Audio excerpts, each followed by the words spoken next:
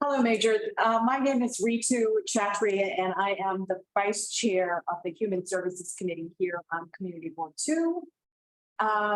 I think it would be helpful for us to go around the table, introduce ourselves, and then if you could tell us a little bit about yourself, and then give us a presentation about Goodwill. We've always been very keen to meet with you, and we really appreciate the opportunity this evening. Thank you. So Emma, can I start with you and just? Yes, of course. My name is Emma Smith. I'm a new member of the community board. Committee. Nice to meet you. Nice to meet you. Hi, I'm Will Benish. I've been a member of the community board since 2020 and a member of this committee. Great to meet you. Nice to meet you as well. Hi, I'm Kane Berger. I'm also a member of the community board. I am so happy we are meeting in person. And Yes. you are lucky that Rita is there. She's gonna do a great job. And I'm Ryder Kessler. I'm another community board 2 and committee member. Nice to meet you. Likewise. Oh, and not to be rude, my name is Mark Miller. I'm not a member of the board. I am the district manager, so the office folks. Oh, very good. Nice to meet you as well. So with that, I'm going to turn it over to you. Okay, well, wonderful. Thank you very much. My name Marcus Jugenheimer, and I serve as the General Secretary for the Salvation Army's Greater New York Division, which essentially means I'm the COO of the organization, and we'll learn a little bit more about the geography that covers and the scope of the programming in a little bit in the presentation. I actually grew up in a small city in Ohio, Salem, Ohio, and met the Salvation Army as a volunteer when I was a teenager, and volunteered at a summer day camp program. It was mother-appointed community service, but that was really my first interaction up until that time. Like most people, I've heard the name of the Salvation Army, but I had no idea what the Salvation Army did. And so I'm actually this year, I've just completed 29 years as a Salvation Army officer and ordained minister of the Salvation Army. Yes, I did start really young, and have really found it to be a rewarding opportunity. I am married to Joy, who is also a Salvation Army officer and serves with me on 14th Street. And we have 2 wonderful daughters, Katie and Kaya. Katie is in ministry in the Church of the Nazarene in Kentucky, and Kaya just graduated with her bachelor's and as an educator. So they both have very wonderful vocations, but neither one is going to help us with our retirement a whole lot. But that's all right. They are following their calling in both cases. So I'm going to just share my screen here. And Before you continue, Sure. I just realized that I was very remiss. We have 3 committee members who have joined us as panelists.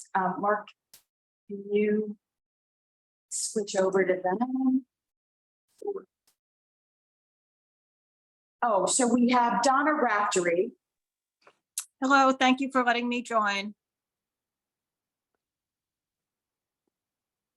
And we have 3 community members joining us virtually as well. So with that, Wonderful. I'll let you get started. okay, thank you.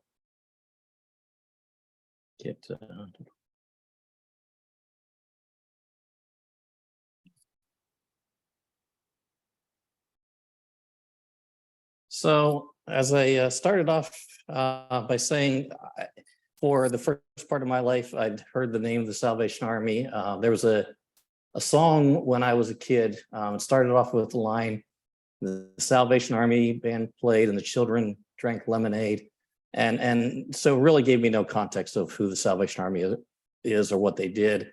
And then when I was in 8th grade, I was a huge Dr. J fan and Philadelphia 76ers fan. And a shoe came out, a new Converse All-Star shoe that it was a Dr. J shoe, and the proceeds were going to the Salvation Army to help people. So again, I started to understand a little bit more about the Salvation Army and that they were a group that helped people.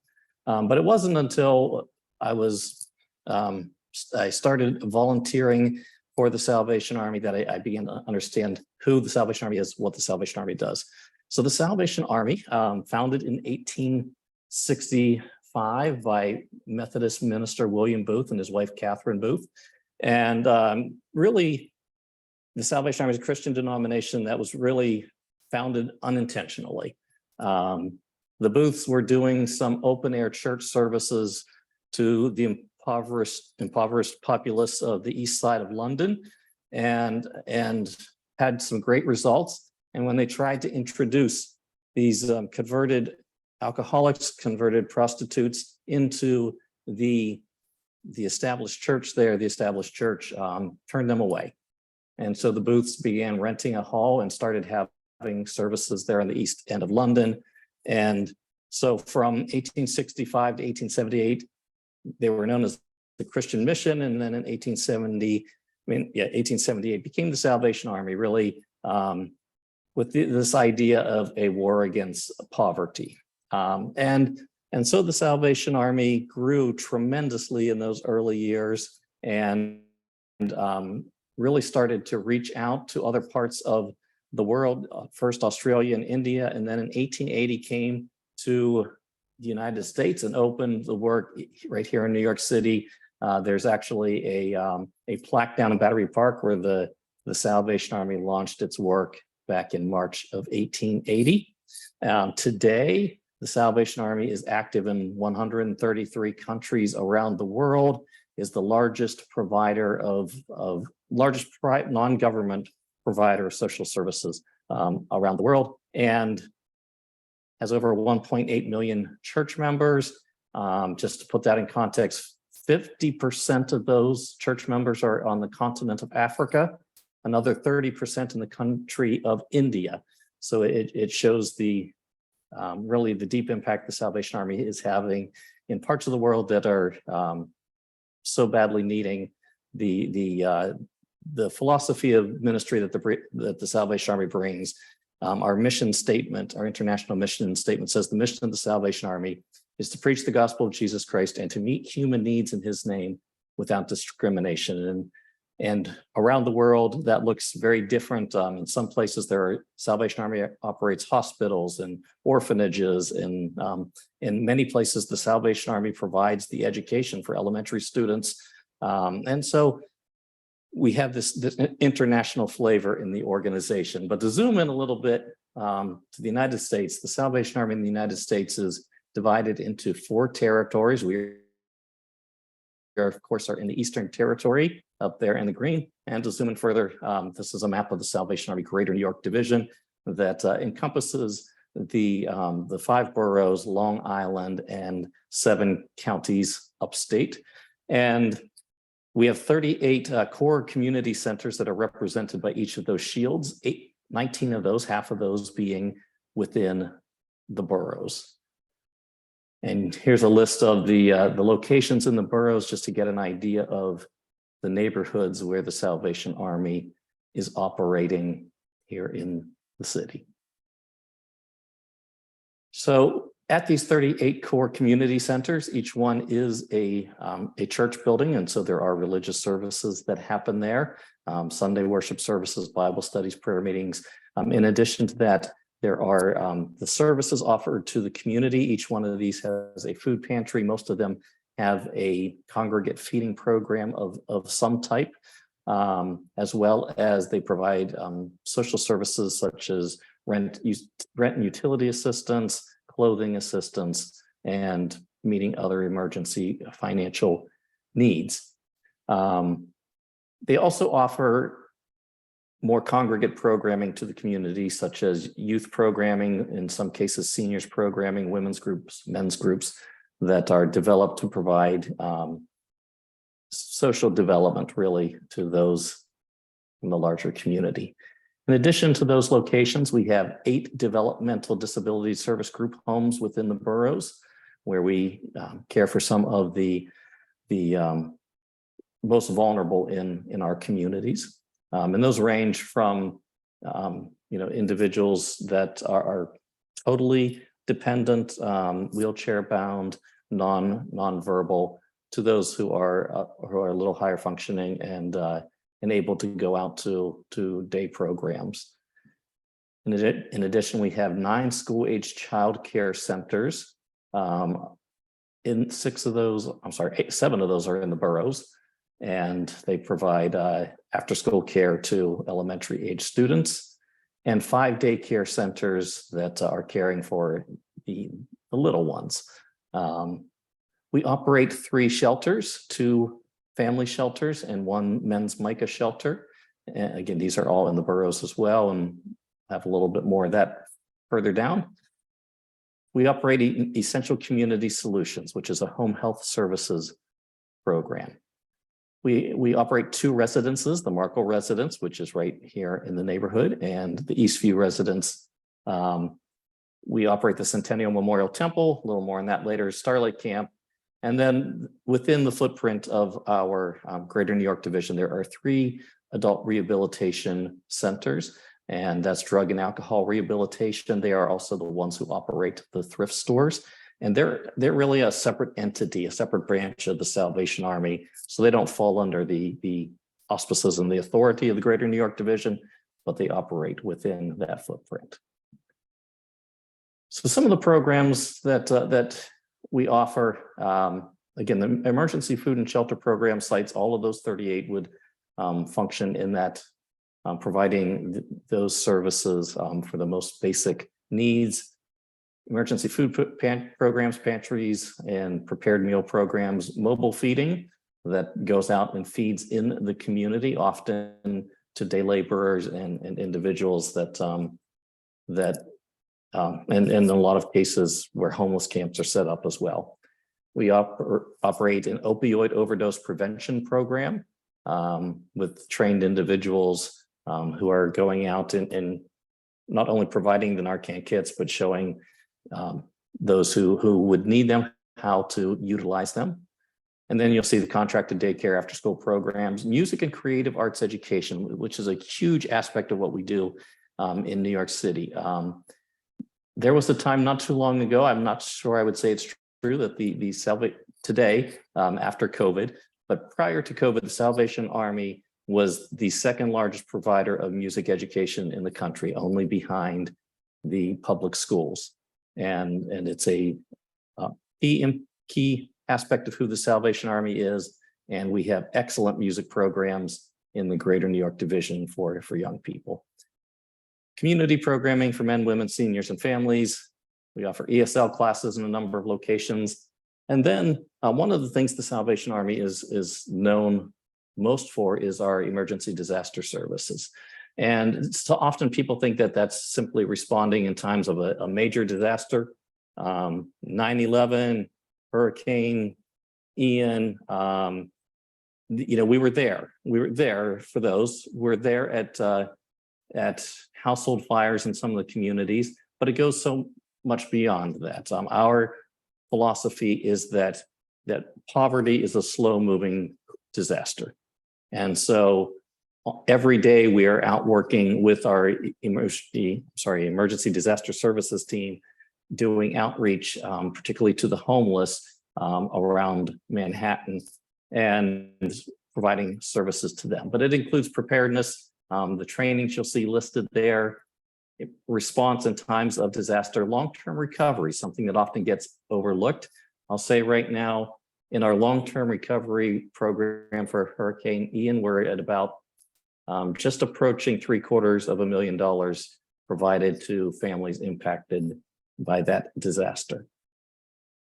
And we continue and will be continuing for, I'm sure, a couple more years to provide support in those cases.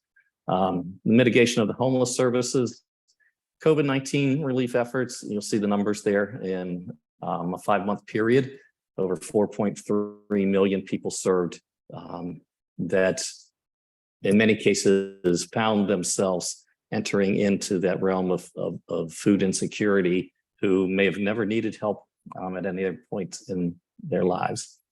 Outreach services, we work as part of the Rescue Alliance, which is 4 organizations, faith-based organizations that are working together in homeless outreach. And one of our big events you may or may not have heard of is Don't Walk By, where in most years it's 4 Saturdays in February where we do outreach to the homeless, as well as have home bases where they can come back for a meal and just a plethora of wraparound services from medical screenings to dental work to, if they have a pet, we have individuals, we have a group there that helps provide veterinary care. And so just a whole bunch of wraparound services that can help them and again, try to get them into shelters if those are, if there's any rooms available. And one of our partners does house a lot of them after those events each year.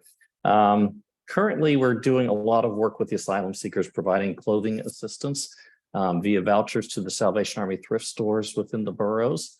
And we also are housing a lot of the asylum seekers. One of our family shelters, I know 50% of the capacity right now are families that are here as asylum seekers. Essential Community Solutions is a medical care management program supporting people living with HIV and AIDS, as well as other chronic illnesses. And then you'll see the locations for the different homes we have for individuals with developmental disabilities. And then back to our 3 shelters. So the Kingsborough Men's Shelter is a MICA shelter. So these are individuals with both mental health issues as well as addiction issues. And it's a very challenging program to operate, and we have a wonderful staff there and really provide the care and the love we can to the men in that location. Springfield and Briarwood family residences, very different situation, I would say. Springfield, we have 82 families. Briarwood, we have 91 families, and just a great opportunity to be there and stand in the gap for these families at the time of need. And then you'll see again the adult rehabilitation centers. Pearl Essence is our anti-human trafficking outreach, and we have a group of women that go out and provide support to those. And we, working with the Brooklyn DA's office and the FBI, we also have housing for women who are looking to get out, and they get placed with us, and we're able to help them transition out of that lifestyle into their next steps. We also see the daycare programs and locations in the Bronx, Brooklyn, and Queens, as well as the after-school programs, mostly concentrated in Brooklyn and Manhattan. Music and creative arts programming, we provided 66,000 music lessons last year in 20 different locations.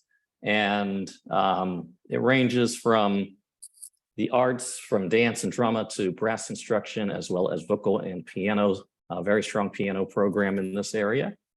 And the young people have an opportunity to participate in a Star Search event where they can come and really put on display all that they have been learning. And this past year, we had over 500 children and teenagers participating in that event. And we also have at our Star Lake camp, which is actually where I'm at the moment, and I'll show a picture in a little bit. We have music camp as well as music conservatories for those students who are a little more advanced in their musical skills. Just a quick at a glance page there. I really just want to focus on the bottom part and see some of the statistics. In 2022, over nearly 5.5 million meals served and over 200,000 nights of shelter. And then you'll see that number for volunteer hours, 296,967. And we could not do all that we do without our valued volunteers who come alongside. And just, even if you took and put that number at minimum wage, you'll see the value of that investment. We also operate one facility that is not in New York. It's actually in Bloomingdale, New Jersey, and that's the Star Lake Camp and Conference Center. which provides the opportunity for residential summer camp experiences for children as well as for seniors. We have a lodge here for seniors, and it's a great opportunity. It's a beautiful venue. My view is close to the one down in the corner with the waterfall right now, so I'm not suffering too badly. The camp was established in 1923, so this is our centenary year, and have a lot of things to celebrate that. So now to get into the neighborhood a little bit more. We have really 4 facilities on 13th and 14th Street combined there. And one of those, 132 West 14th Street, is actually under a 99-year lease and is being developed for retail and residential. And so you'll see a lot of workers going in and out of there as they prepare the building for those purposes. But then there are 3 that the Salvation Army operates. The Centennial Memorial Temple is as you'll see there, a designated New York City landmark. It's a state-of-the-art performance hall, seating capacity of 1,350. We host religious services. Redeemer Presbyterian is there every Sunday. Film screenings, fundraisers, graduations. There's a lot of film shooting in that location, as well as some of our offices, and a number of TV shows actually film out here at Starlight Camp as well. And then we have a couple other halls located with the Centennial Memorial Temple, but the picture on the right is what you would see from the outside, and then in picture on the left is just a rough picture of the seating capacity and the venue. It is renovated probably about 10 years ago. Just a beautiful location to host events. And then on 13th Street is the Markle residence. Initially, the Markle residence was housing for young professional women and female students living in New York City, and it has broadened a little bit in recent years. There's 196 furnished rooms that the individuals live in. Some of them double occupancy, some of them single occupancy. And then we also operate the Eastview residence, which is in East Harlem, and that houses 211 apartments for senior citizens. And for the Markle, you'll see that familiar canopy there on 13th Street, and just a picture of the lobby, as well as one of the double occupancy guest rooms. And then the other familiar building that you'll see on West 14th Street, 120 West 14th Street. This building used to be the Salvation Army's national headquarters, and then it's the Eastern Territorial headquarters, and now it's the Greater New York Divisional headquarters. And so my office is up on the 11th floor on the 13th Street side. And from this location, we manage the services, the programs, the ministries that I've shared, as well as have the administrative staff to support the nearly $50 million annual budget to provide all of the wraparound services needed for the location. And I'll just let this rest here for a minute, that if there's any interest in finding out more from the website or contacting me, there's the phone number and the email address. All right. So I am going to stop sharing and open it up for any questions. Go ahead, you can start. You start. I don't have. Oh, I was just going to clarify. So $50 million budget is for the New York region? Is for the Greater New York Division there that was on the second map, Long Island, the boroughs, and the 7 counties. And that includes everything, like the shelters, everything you talked about is within the. Yes. Yeah, because your overall budget's probably, the whole organization is probably above $1 billion, right? I mean, it's insane. Nationally, yes. Yeah. So where do you get the money?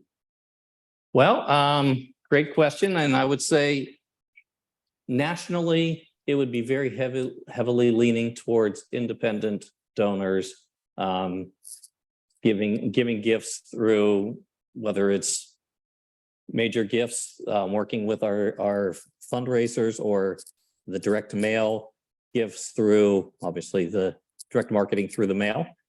In the Greater New York division, we actually are a little over 50% is actually in contracts and fees relative to those larger contracted programs, shelters, daycares, after-school programs, DDS homes, and the like. Contract with the city? The contract with the city? Uh, Are I'm they with New York City? Yes, well, some of them are, daycare and gains. The shelters are through HUD, but flow through the city. OPWDD is the state funder for the DDS homes. What did I miss? Yeah, it's mostly the shelters, the daycares, the after-school programs are directly funded through the city. Does that include a harm reduction as well? I'm having a hard time hearing from. Does that include harm reduction? The what reduction? Reduction. What is that? Does it include harm reduction?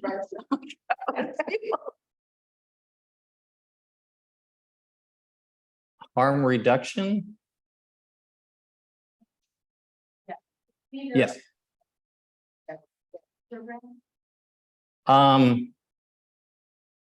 Guess I'm not understanding the question.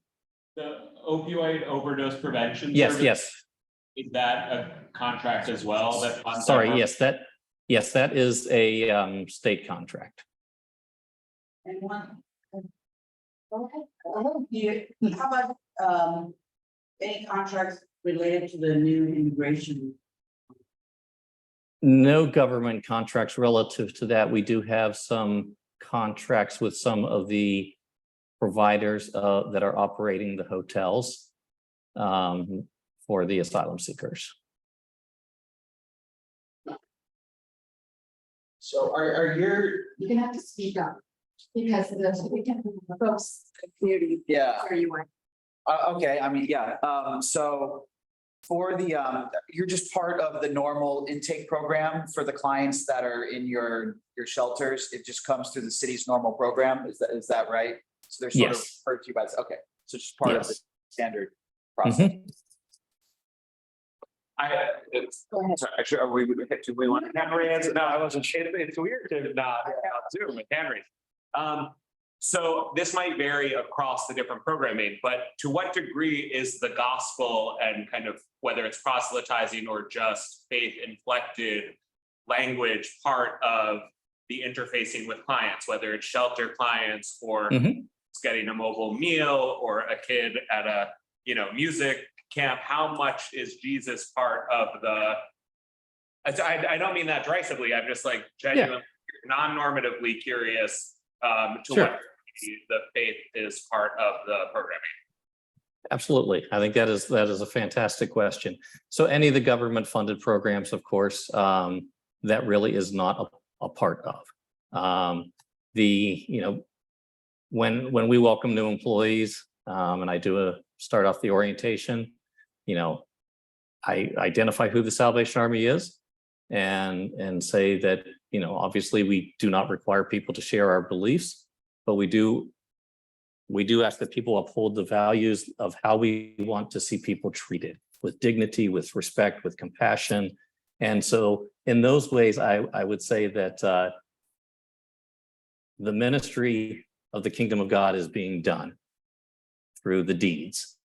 So in those programs, there is no proselytizing. Obviously, church programming, that's the purpose. The camp program is identified as a Christian camp, and most of the kids are coming through the core programs that come to the summer camp. They're already engaged with the Salvation Army at the local level.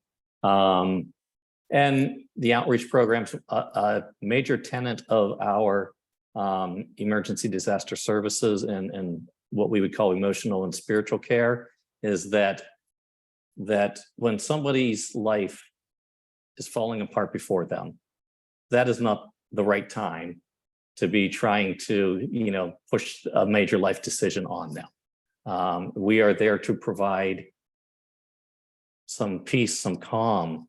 We're not there to take that opportunity to try to convert them. And so there's a great measure of sensitivity to that. I think the linkage really is mostly that from the ordained ministers, clergy like myself, to our soldiery, our membership, is mobilizing people of faith to put that faith into action to try to meet human needs. So, my questions really are around the challenges and the trend. There has been, we have been quite concerned with, obviously, with homelessness, with increased mental health care needs, with the economic impact of COVID. What kinds of trends are you seeing in New York City and then more broadly in the New York division? So the glaring one is homelessness, of course. Anywhere, I've been up near Central Park at a nice restaurant and there's someone sleeping, right on side of the outside dining area, in Times Square, and certainly in our area as well. So homelessness was already at a crisis level before last May when we started to bring people in by the thousands and injecting them into a system that was already really overwhelmed. And so that, I would say, is the greatest challenge. Along with that, of course, comes the mental health issue. And there's just a higher level of volatility. I know, a lot of people are afraid to go down in the subway stations because of attacks. We have, individuals certainly that sleep on 14th Street, and the ones who are on our property, when we wake them up in the morning, they used to peacefully go, and not so easily anymore. So yeah, that is a continued reality. COVID, our main emphasis there was addressing food insecurity. And then when the what was the word I'm looking for? Basically the hold on foreclosures and disconnect for utilities, when that expired, that became a major emphasis of trying to keep people housed and heated. But I would say for the entire not-for-profit sector, the inflation that has come from COVID, the way that COVID impacted the job market for every sector, has had a profound impact on the not-for-profit sector. In that, number one, our employees, most of them could have always gone somewhere else and got paid more. It's just a fact. Well, then at post-pandemic, or even during the pandemic stage, when you could work at Dunkin' Donuts and get paid $18 an hour, and if you're not making that much providing direct care to individuals, for a lot of people, that was an easy decision to walk away, do something less stressful. And unlike the for-profit sector, as every expense has increased, we can't pass it on to anyone else. We can't pass it on to the customers. We have no prices to increase. And then coupled with that, particularly city contracts have remained at the same level as far as for our employees. And quite honestly, many in the sector would call it a poverty wage that is offered to our individuals who are doing some of the hardest work out there. And so that continues to create a challenge. And while most of us in the sector would love to be able to give money on top of, we're seeing donations pretty much remain stable, or for some organizations declining, while at the same time our expenses are increasing considerably like everyone else's is. So I think that would kind of sum up the challenges for me. Well, 15 years ago, I learned from my church that I should boycott Salvation Army because of your LGBTQ policies. So I brought this up to Suzanne, our chair. Mhm. And you hear me? I can, yes. Yes. And she said, Keen, look at their website. It's not that way at all anymore, or if it ever was. So I am got three possible things. One of them is my church was wrong. One of them is you have changed. One of them is that something in the culture has changed. So which is it? Have you changed, or was I wrong 15 years ago, or what's the story? So the Salvation Army, and again, it's not a non-discrimination clause. The Salvation Army has non-discrimination in our mission statement. So anyone representing the Salvation Army who is discriminating against anyone for any reason is not simply breaking a clause, they're acting in opposition to the actual mission of the organization. Where do I get that idea? I'm sure you heard that idea. Oh, absolutely, absolutely. Have there been some individuals who connected with the Salvation Army who have said things that they shouldn't have? Yes. And I think we could probably say that in about any organization. There's no discrimination in who we serve. There's no discrimination in who we employ. And I have proudly enrolled members of our church from the LGBTQ community. So I think there is a measure of misunderstanding. It's easy to just Google the Salvation Army's position statements on any topic, and any Salvation Army website is going to have a link to them. Will everybody be in agreement with them? No. And I think has society changed? I would say absolutely. And in many ways, as far as acceptance for the better. In recent years, I would say, as far as the ability to conduct civil discourse for the worse, as there's been so much polarization on every level, but individuals who come in for support of the Salvation Army, those are not questions we ask. For people who come to apply for work for the Salvation Army, those are not questions that we ask. So. Thank you. I mean, I'm very happy we're having this meeting because I clearly am changing my mind. I want to ask a follow-up on that, just to press a little harder. Like, I think that's great that there's a non-discrimination and acceptance as part of the core values of the service work, and that there are LGBTQ plus enrolled members of the church. But just is the teaching of the church to its own members that queer identity is equally free of sin as, normative identity? Is there any teaching of the church about same-sex marriages or same-sex relationships or gender non-conforming self-expression? Does the gospel itself have a position on that? I don't think, I absolutely know I cannot speak for on behalf of all of Christianity. Interpretation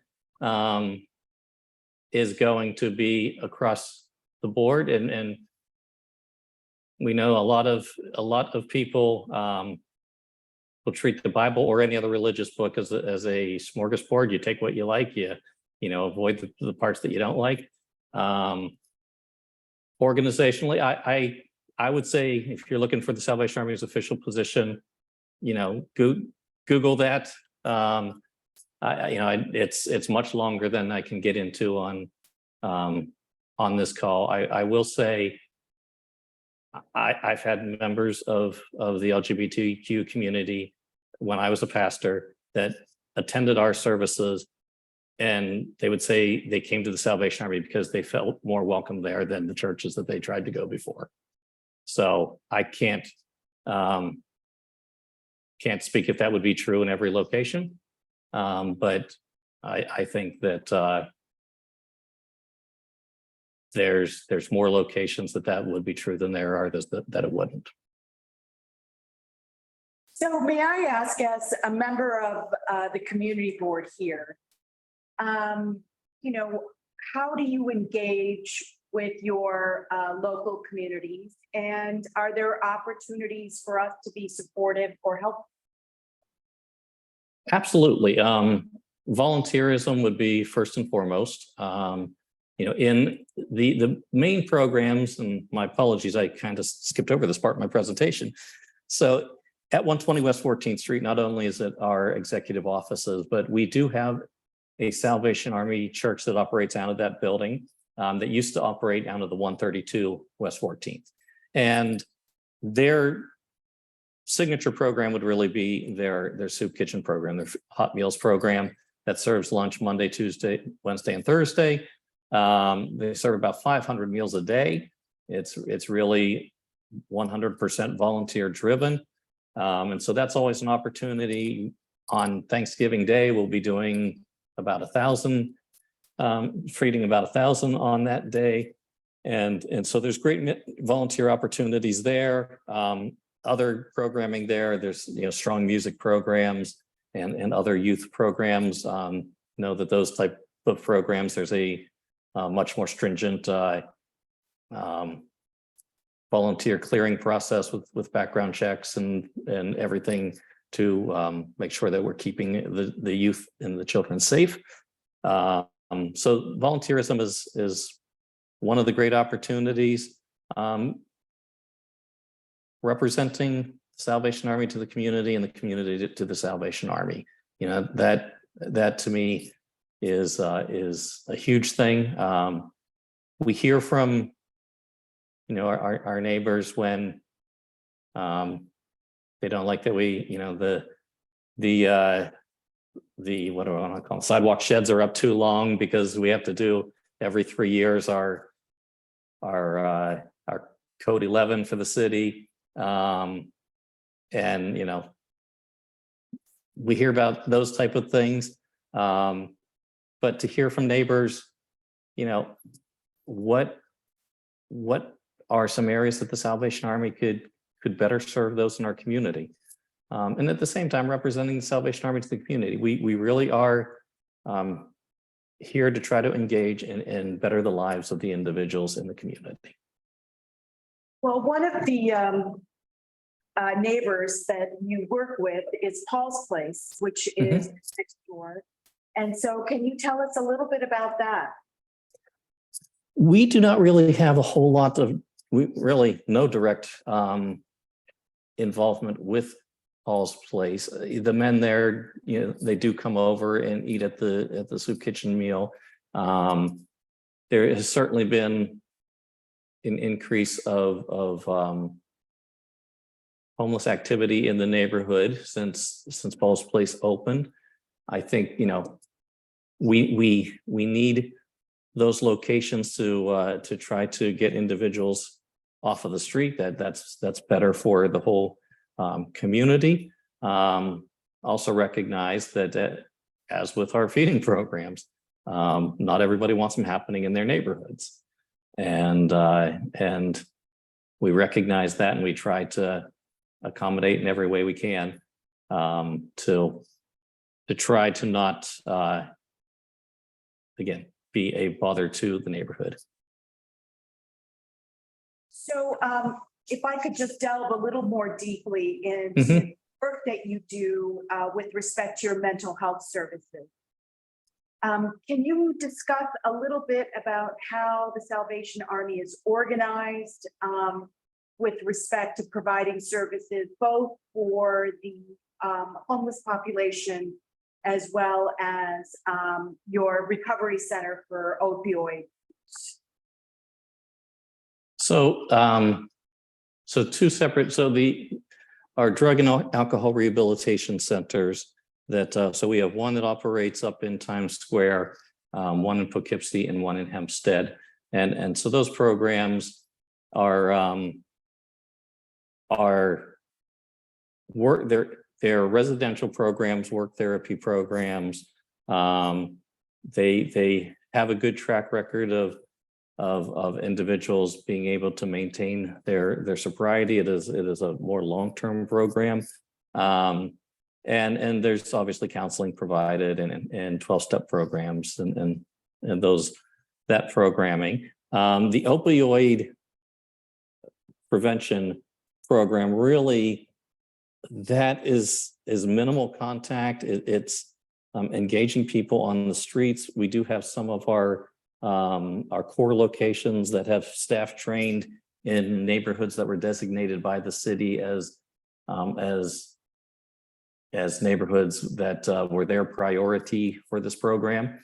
And so that one is, there's no counseling involved. It's equipping people in case they find themselves in need of the Narcan. The mental health services at the men's MICA shelter, the Kingsborough shelter, there's just wraparound services, social services, housing placement. The idea is to transition people into stable housing. But yes, there is psychologists that come in that we partner with that are there to try to provide the mental health care, but that wouldn't be our staff. That would be professionals that we contract with. And I do want to just say, somebody did put in the chat, thank you very much. We do have one of our pastors at the church on 14th Street is part of the advisory board now at Paul's Place. I overlooked that reality. So yes, she is part of those discussions. And that's been for a few months now. And with respect to the homeless population that you serve, can you tell us approximately how many people you serve and what is involved? Is the end goal to basically find them stable housing or? So yes, so there again on a couple of fronts, there are the shelters. Kingsborough is 141 men. Then we have the 92 families at 181 at the other. And yes, the goal in each of those cases is to help move people on into stable housing. Now, there are some who have identified, and particularly those who are the asylum seekers have been designated as long-term stays, it's just expected that they're going to be in the family shelters for a significant amount of time. As far as the street outreach, there's been really a shift in philosophy where at one point we were just trying to have contact with as many people as possible. Now we've shifted more to growing in deeper relationships with fewer and working with them. We're working with some legal services because there are some ways that can help them get into locations like Paul's Place quicker for those who want to.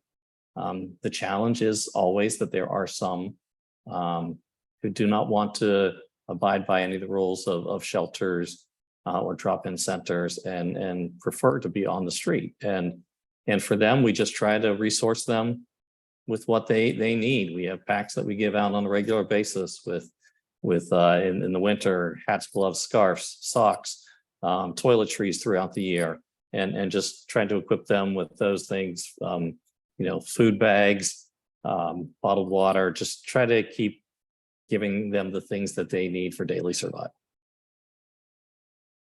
Thank you. I have a question about your, sorry, you can hear me, right? Yes, yep.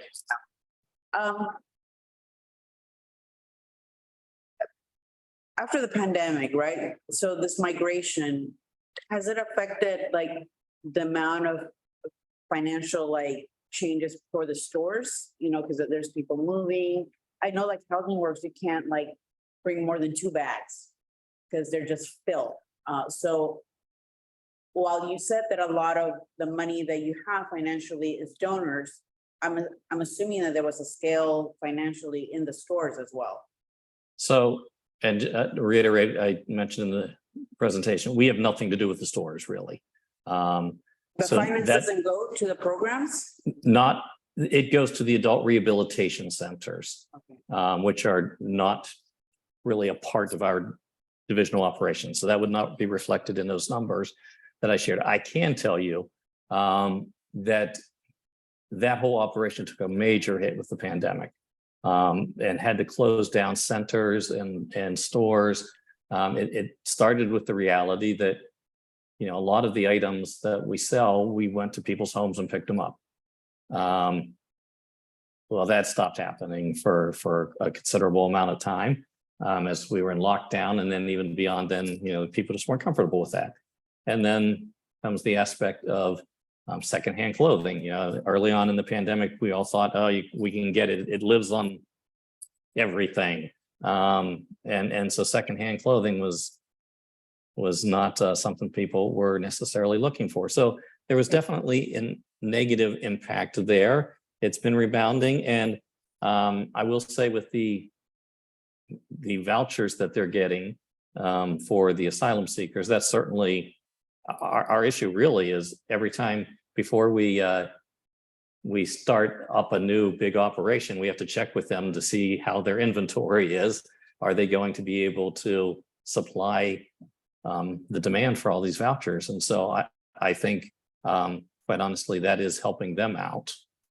Along with obviously the individuals who are showing up here, particularly who were showing up here in October, November, December, and they were coming in shorts and t-shirts, you know, so providing them the necessary clothing that they needed to be able to survive New York winters.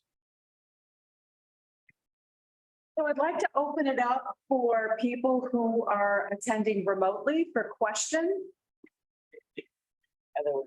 So that goes to Donna and to the attendees.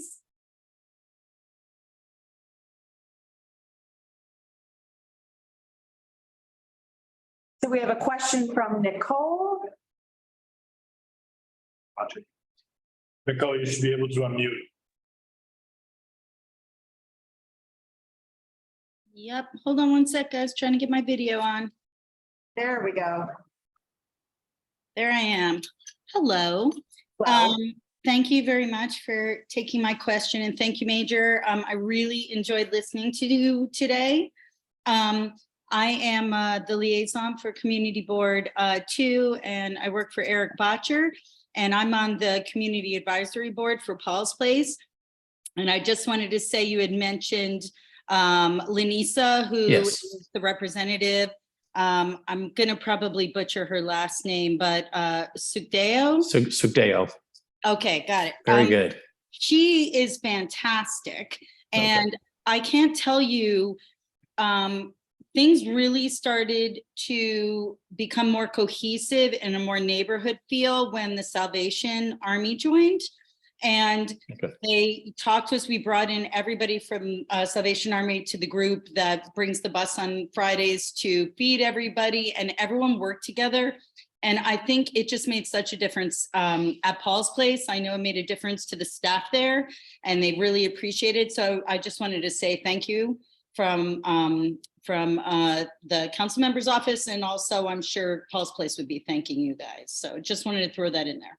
Well, thank you so much. Glad to hear that it's been a contributor to the group. So Lenisa's wonderful. Thank you. She is. Nicole. Jeffrey Rowland? Would you Yeah, like to question?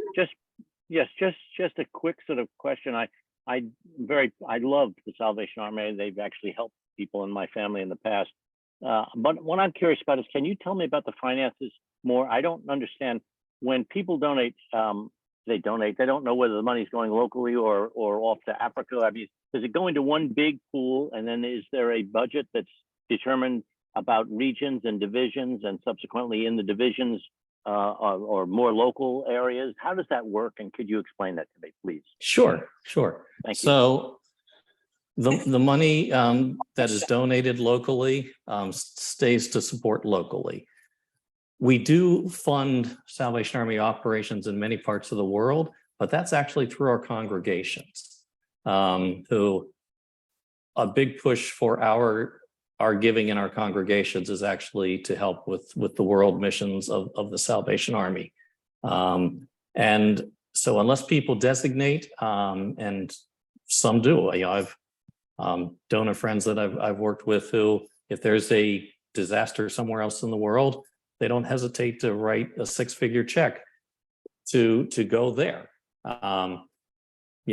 Would we like to have that gift? We certainly would, and we could certainly use it. But we know that they could use it a lot more when disaster strikes in different areas. So the structure, so in each community, 90% stays fully there, and then a core community would pay 10% to the divisional headquarters that helps to pay for all of the services that we provide for them, from accounting to IT to HR to all of those wraparound services that are needed to keep things going. That we have obviously a lot of restricted dollars with the contracts and with foundation and corporate gifts. And so some of the more general fundraising, such as the direct mail, helps us to cover some of the costs that are not covered by the contracts, as well as our Christmas carols.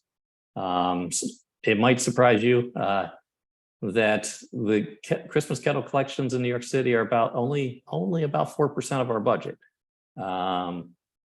It's important that we get that 4%, but it's a much smaller piece of the pie than people would often imagine.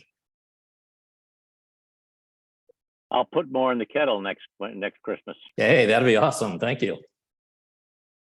Just on the finance question, do you happen to know, so you were talking about the building on 14th Street that's going to be rented out for retail and residences. Is that taxable income? Or does that, even though it's sort of not really related to the organization's sort of overall, main activities? I'm just curious. Yes, the non-business income, NBI. In this case, it is not taxable income to the Salvation Army. The tax laws for not-for-profits, it's really interesting. So we could have a large rent like that, and it's not an issue for us, but we cannot rent out parking spots because that would be counted as non-business income, and we would be taxable. I mean, we could do it. We just have to pay the taxes on it. So it's just interesting the way that it's written. Sometimes it doesn't make sense, because I would think that the larger amounts, they would want their cut of that. Interesting. So those are going to be rental apartments and retail on the bottom. Is that right, or is it something, or is it commercial? The plan, as we understand it, is that it'll be commercial on the lower and then residential. I haven't been in. I should say that while I've served in the Greater New York Division, this is my third tour of duty. I've only been back for a year, and so that whole thing happened while I was away in exile in Boston. So that's kind of a very intense thing. I'm sorry, I came to the meeting late. So that's going to be residential rental? That is in the. My understanding as they develop it, I understand portions of it. It may not be all of the floors above the ground level, but that it's a mixed use. I mean, the commercial, I get it. But in the moment that we're having such a crisis of space, that's a hard thing to really look at. That Shelter. That long-term lease was entered into prior to COVID. And as we know, the world changed dramatically. If we look at the need for office space in Manhattan, that need really went down considerably as the workforce is working hybrid or fully remote with so many organizations. So In the discussion about making it into a shelter use was obviously on the table, right? But how did that change to, Was that ever considered? using it as a shelter, yeah, I do not know. Again, when that whole deal went down, I was not in the area. is there a way where we can find some of that documentation so that we just learn some of that process? I could certainly find out, get a better answer on what the current use is going to be, because I think that shifted a little bit based on, what the plan was prior to the pandemic. But yeah, I could get some information and send it over to those who I have emails for. Could There's we a real also deal. have your slide presentation as well, or could I Yes, rip from it for our Sure. summer? Those are the video. No, I think we recorded it, right? We're recording this, right? Nice to have. It's nice to have seven. It's being advertised as office space. It's office. For now. I'm looking online, just on their website for 132 West 14. okay, so if they're advertising for office space, that's the current plan. Thank you for that update.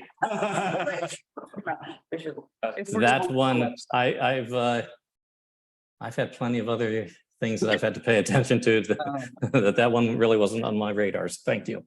So on a lighter, hopeful theme, I'm pretty impressed about how much art you provide Mhm. and the budget that you allocate, right? So is that allocation gonna be further planned or expanded for the new residents that we're having, which is the immigrants are arriving here? I don't think it would, I don't think it would be expanded. Quite frankly, we're not in the financial position to do much expansion of anything right now, just because the realities I shared earlier. It's these are challenging days in the not-for-profit sector. It's actually interesting to hear that in terms of your organization, because your organization as a brand is very global. Mhm. Yeah, so it's like when we would say, oh, let's Skype somebody, let's donate to Salvation Army, is like a cultural across the border versus like saying, oh, let's donate to housing. Yeah, and I think generations have donated to the Salvation Army based on name recognition, brand recognition, without necessarily knowing what the Salvation Army did for a long time. And philanthropy has changed considerably. And so we're trying to, continue to keep conversations and engage digital in a more effective manner. I'd say we were years behind in that regard, which is a challenge with particularly younger generations.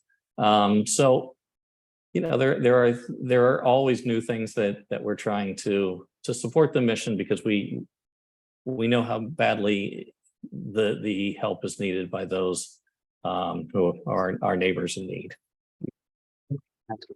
I have a totally unrelated question, but it's something from the slide deck that I forgot to ask about, which is what you call the human trafficking intervention, the engagement at, strip clubs or massage parlors. Is that a city contract? And if so, through what agency, or is that just an independent activity of the church? So that, I believe there is a small contract, but it's funded in large part by a gift, a single gift of over $1 million that is funding the operations, the larger part of the operations, but there is a smaller contract. I can't, yeah, I don't know off the top of my head which Does that program have a agency. name? Like just this, the outreach program is, That's the name something. it has Pearl Essence. Pearl Essence. Yeah, Pearl Essence. That's super interesting. Thanks for the question as well. Emma, go ahead. I'm curious, it sounds like a lot of your programming is contracted, dictated by like clear needs, disaster, et cetera. But to the extent that there's any sort of wiggle room when all of that is accounted for, do you all conduct like a community needs assessment, or how do you decide where to push any additional resource? Like what locally is needed, partnership? So- I'm curious. What In large part benefiting from the community needs assessments that are done by, hospitals do them every 3 years. The United Way does them on a regular basis. So rather than invest the money to recreate, we kind of partner and get that information from them. Yes, obviously, Pearl Essence is something that was born out of seeing what it was a growing need in the community at the time. The clothing vouchers that we're doing with the asylum seekers I honestly wish we were doing a lot more with the asylum seekers. We are housing them, we are feeding them, but it is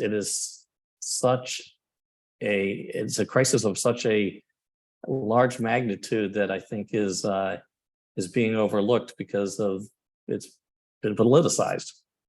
I mean, so we're always trying to respond to what the current needs are. There's always going to be food pantries and feeding programs and things for the homeless. But I'll give one example. It's from outside the boroughs, but I was in Spring Valley up in Rockland County, and if you know anything of Rockland County, I believe at the time was the 11th wealthiest county in the country, but Spring Valley was anything but. And the school district there, for different reasons, had some significant challenges. And one of the things they did is they cut music education in the elementary schools. And so there at the Salvation Army, we started a music academy. And so kids could come in after school. We had 75 kids there learning the different music disciplines that I mentioned earlier. And it was a way to respond to a unique need in that community. And a lot of kids when they made it into middle school, into music programs, they were well advanced because they'd had 2 or 3 years of learning from some top-notch musicians.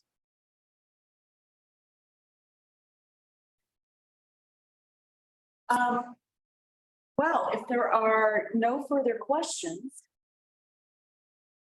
I'd like to thank you very much for your time this evening. It was really enlightening. It's the first exposure that I think many of us have had in a substantive way to the work that you do. And thank you very much for broadening our minds with respect to that. Well, thank you for having me. And again, my contact information was there. Feel free to reach out, and I will send the email with the slideshow as well as, he did the homework for me on the current plan for 132. Thank you for that. I'm off the hook on that one. Yeah, if you have more details on the ground lease, though, I'd be curious. Okay. All right. Well, again, thank you for having me. I apologize I couldn't be there in person. And I have a concert to go join already in progress. Thank you very much. Have a great evening. Are we done or just done? Okay. I think we're just going to go into business session. Oh, so I should leave the Zoom up so that everybody can hear that. Very good. So there's no resolution on this. This was just a presentation. So I don't think there's very much to our business session either. So I guess I have one question. When you introduce yourself as our us at the beginning, you did say we're interested in what we might do to help them or what help them need. I'd let it go. I was gonna bring it up at the end. I forgot. Do we want to think about things like that or not yet? You know, I don't see how we as a community board can specifically engage with them. They seem to have very set services with city contracts or state contracts to provide certain programming. I guess we go by need. That's how they're set up.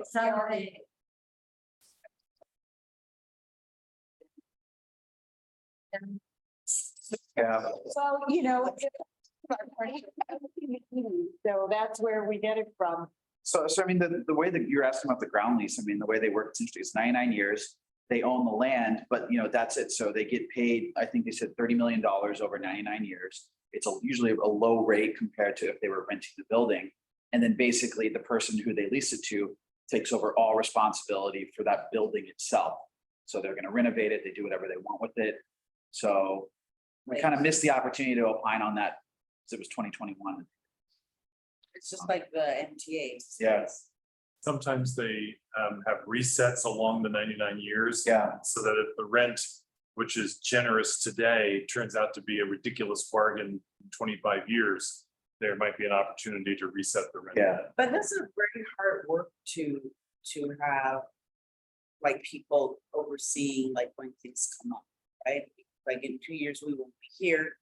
And this is like this is an example, like that opportunity there. This is a giant building who their mission is to service people. And if they go luxury, like I don't want to even know.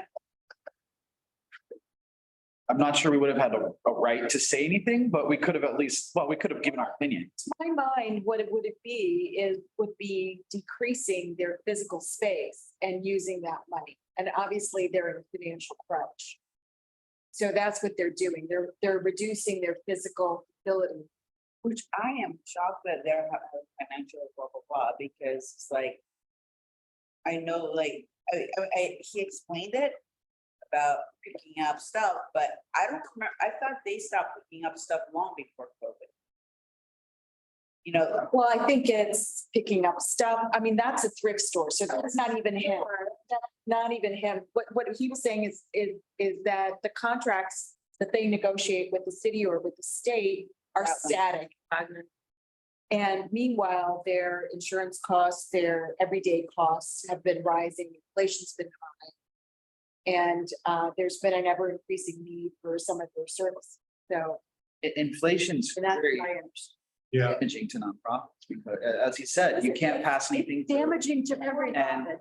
Insurance costs just to insure people is going up at another 20%. But then if you're relying on donors as well, they're under the crunch, they have less to give because of inflation and they're under the crunch. Tax law changed about 5 years ago, making donations like that less deductible to most of us. Yep. I also feel like, the city is going to, many ties that they're going to have to fund more of the stuff, whether they like it or not. I mean, we keep on saying like, It depends on the tax base.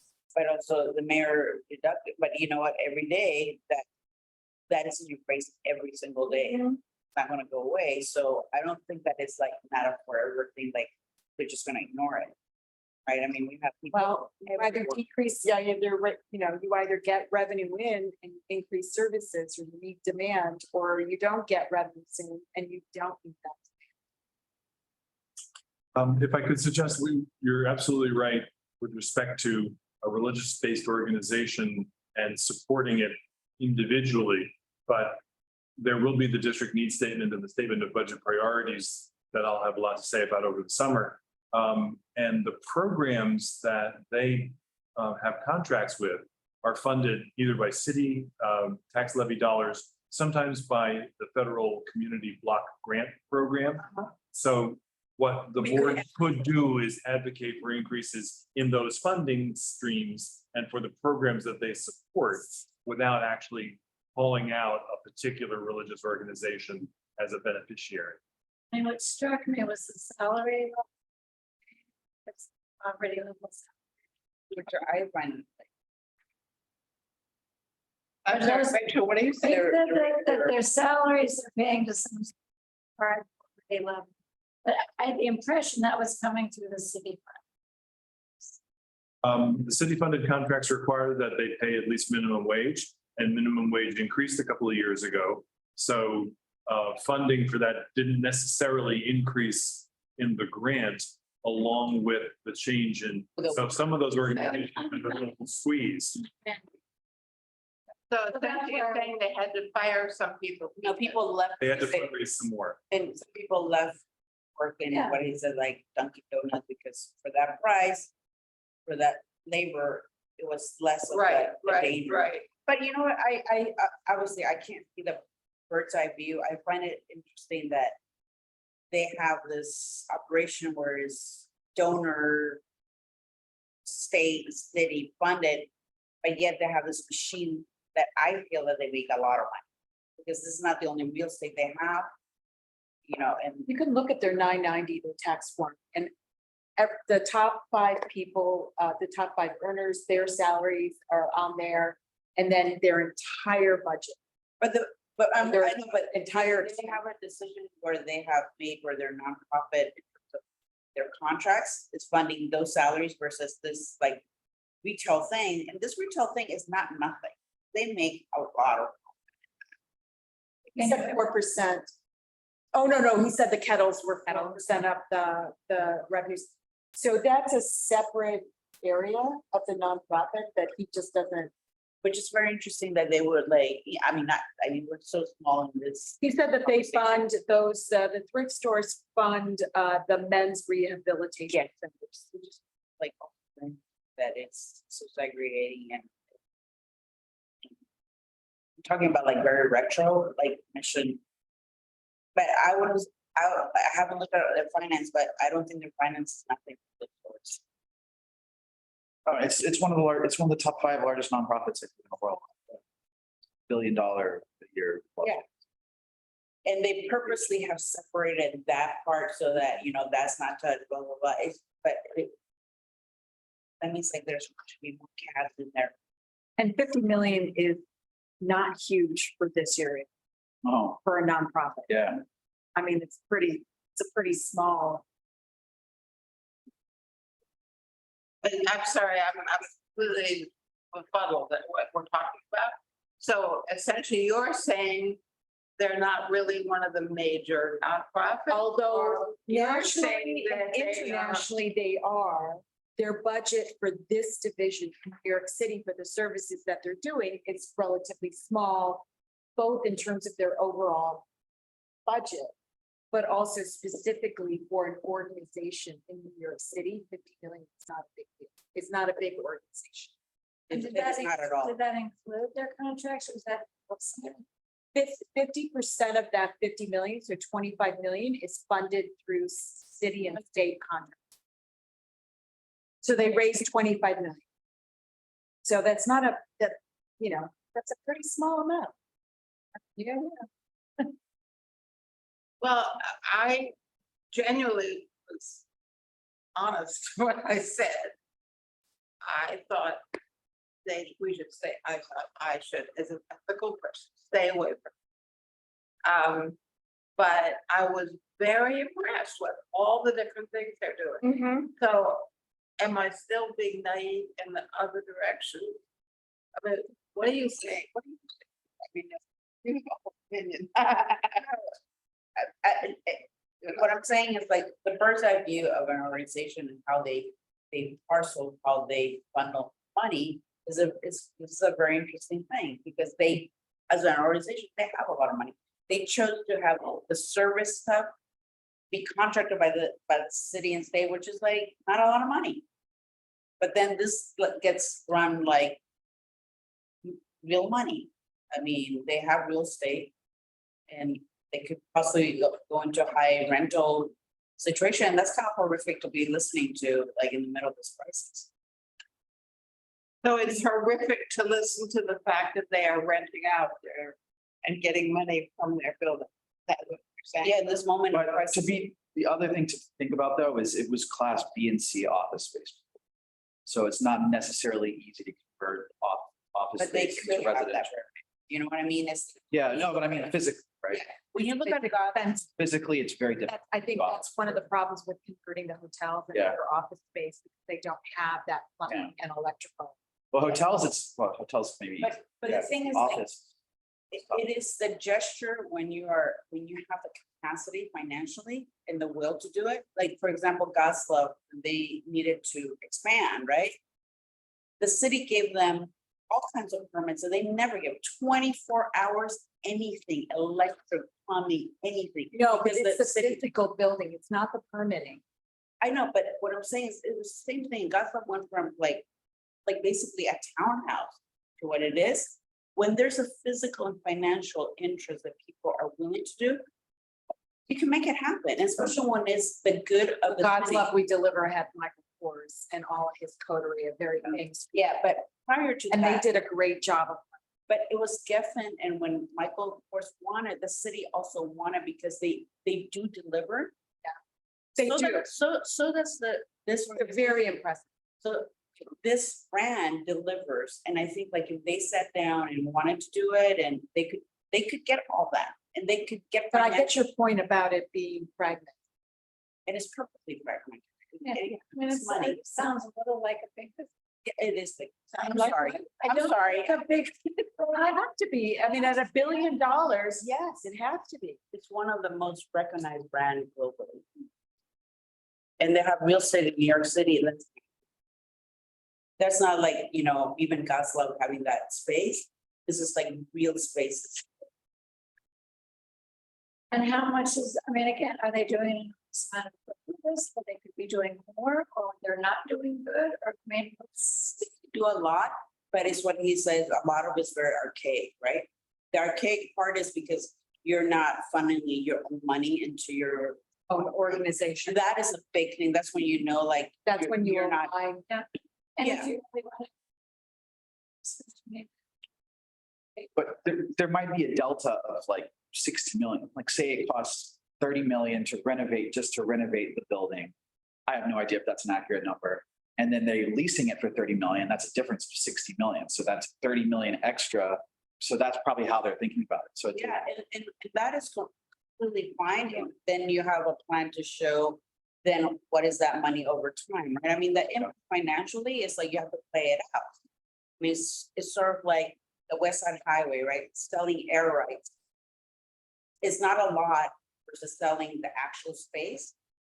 But the impact of what the city is and what that money does with Yeah. that. So they just need like finance, but they're old school because it works for them. That's the culture. And just because they're nonprofit, Is there anything else that you'd like me to include? We covered it. Well, thank you all. Thanks for you making for it being- easy. being there. Thanks, Susanna, for making it easy. Okay, so I'll end the recording and the meeting now. Thank you, everybody. Thank you, attendees. Thanks for attending. Bye.